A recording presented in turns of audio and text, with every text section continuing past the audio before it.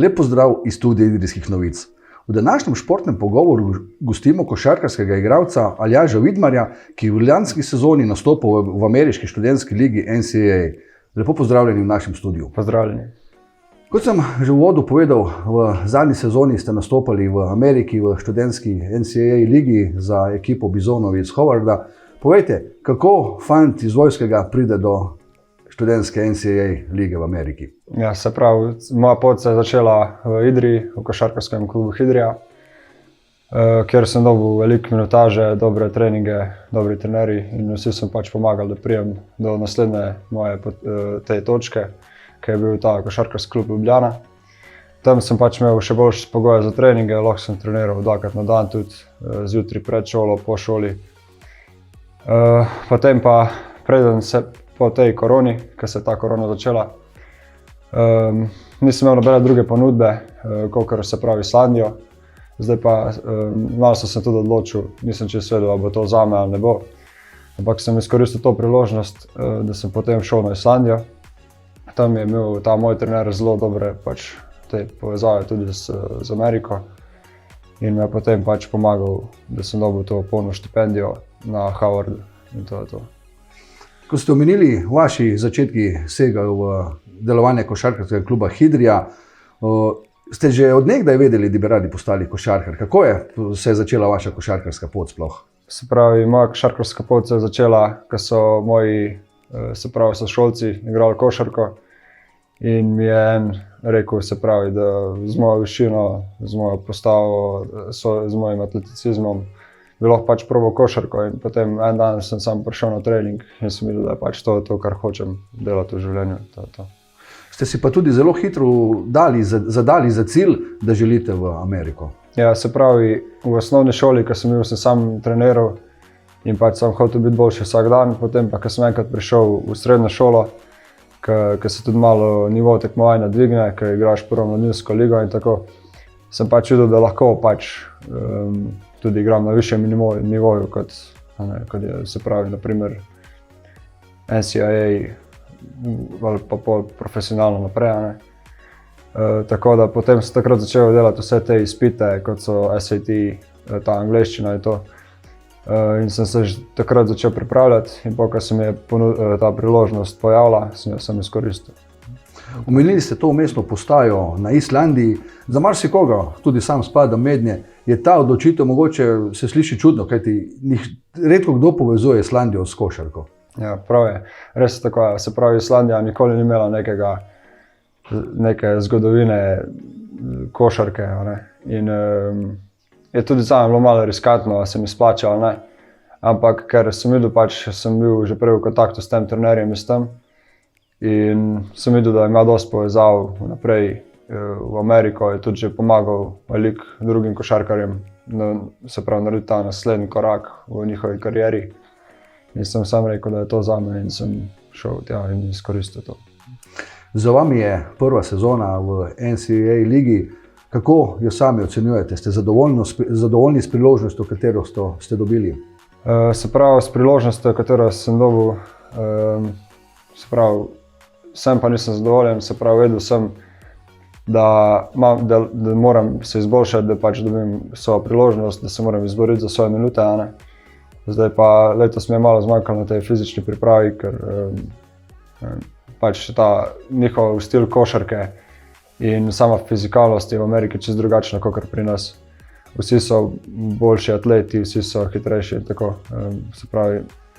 Se pravi pa sezono z rezultatom ekipe, ki smo ga dosegli, sem pa dosti zadovoljen. Smo osvojili drugo mesto v konferenci, kar je bila prva zmagovalna sezona v 20 letih, se pravi na tej šoli. Se pravi, da smo imeli več zmag kot porazov v ligi. Zdaj pa naslednjo leto je pa cilj, da osvojimo to konferenčno prvenstvo, da dobimo. Omenili ste drugačen način igranja košarke, priprave. Tudi sami ste, če se vas spominjamo po zadnjem nastopu v Idriji, ste svojo mišično maso dejansko podvojili. Je ogromno dela na tej pridobivanju mišične mase. Ja, se pravi, jaz na tem delam vsak dan, se pravi, skrbim za svojo prehrano, grem v fitness, vse to. Pač, veliko je teh faktorjev, ne, ki pripomorejo pač temu, da dobiš na svoji pripravljenosti, na fizični pripravljenosti. Sicer pa to bivanje v Ameriki ne pomeni samo igranje košarke, to morate dobro usklajevati s svojimi študijskimi obveznostmi. Kaj študirate? Se pravi, jaz študiram computer engineering, se pravi to strojništvo z računalništvom, ki je sicer ena izmed težjih smeri. Se pravi, naprimer, te drugi soigralci imajo neke lažje smeri, se pravi, nimajo neki velik dela, se pravi, za šolo poleg košarke. Jaz pa moram tudi kar dati nekaj poudarka na to mojo smer, pač, ki sem si jo izbral. Kako poteka en tak vaš dan? Se pravi, zjutraj ob 5 se zbudiš, poješ nek majhen zajtrk, greš na trening, potem po treningu spet greš v šolo, imaš neka predavanja. Po teh predavanjih spet probaš čim več vnesti teh kalorij v sebe, da ne izgubljaš te mišične maše in tako naprej. Potem pa imaš uteži za pač pripravljenost, fizično pripravljenost. Potem pa naprej še cel dan sam skrbiš za svoje telo, da si pripravljen potem za zjutraj, ko se zbudiš, da lahko ponovno treniraš in daš vse od sebe. Tega žuriranja, kot ga vidimo v kakšnih ameriških filmih, ni? Tega žuriranja ni, ne. Se pravi, tudi med sezono jaz drugega kot svojih soigralcev in trenerjev sploh nisem videl, nisem se družil z njimi. Se pravi, samo po sezoni, ko nimaš več teh ekipnih treningov in to imaš neko priložnost, da greš malo ven, se pravi, da greš na kakšno večerjo, da se podružiš tudi z ostalimi, ki niso v ekipi in tako naprej. Kaj pa vzdušje na samih tekmah? Vzdušje na samih tekmah na začetku sezone v naši dvorani ni bilo ravno najboljše, zato ker mi nismo imeli nekega znanega košarkarskega programa, ampak ker smo pač zelo dobro delali in smo pač začeli zmagovati pred koncem sezone, se je tudi naša dvorana polnila in je bilo vzdušje proti koncu zelo, zelo dobro. Sicer pa ste med to sezono imeli tudi eno lepo priložnost, sodelovali ste z vašo ekipo na tekmi vseh zvezd, na tako imenovanem All-Staru, NBA. Kakšni so spomini na to? Ja, fenomenalni. Se pravi, jaz takrat nisem zavedel, kaj to sploh pomeni. Se pravi, ne vem, če bi tako gledal za 3 leta nazaj, da bi jaz igral na All-Star tekmi, bi bilo to nekaj nepredstavljivega. Se pravi, igrali smo pa to eno izmed konferenčnih tekem, smo imeli priložnost, da jih lahko igramo na temu All-Starju. Igrali smo potem zato, ker naš koledž zelo zdaj skrbi za to prepoznavnost in pač, da se vidijo da se vidi talent tudi na teh šolah. Pač.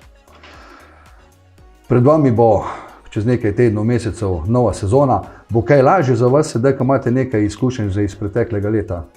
Seveda, se pravi, zdaj že imam neko okvirno sliko, kako to vse poteka, kako poteka pot, kakšno je tam življenje, kakšna je hrana, kakšni so treningi, kakšen je stil igre.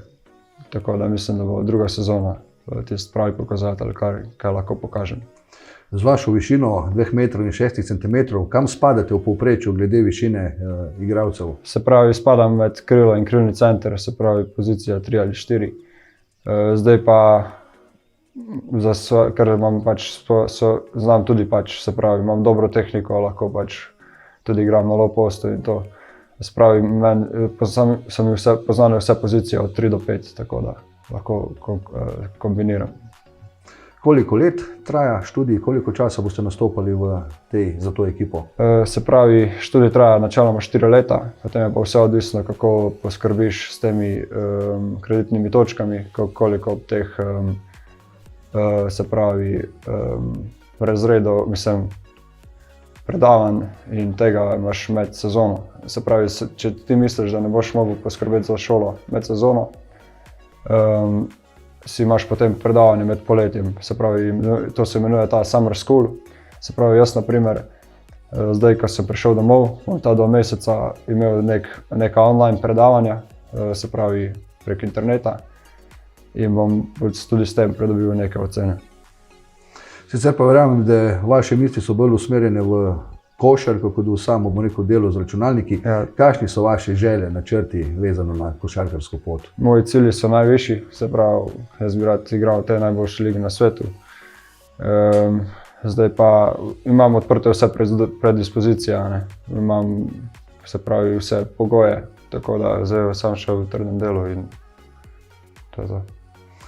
Aljaž Vidmar, jaz vam želim, da bi se vam te želje in načrti uresničili in da bomo z leti tudi stiskali pesti ob gledanju vas v NBA ligi. Hvala.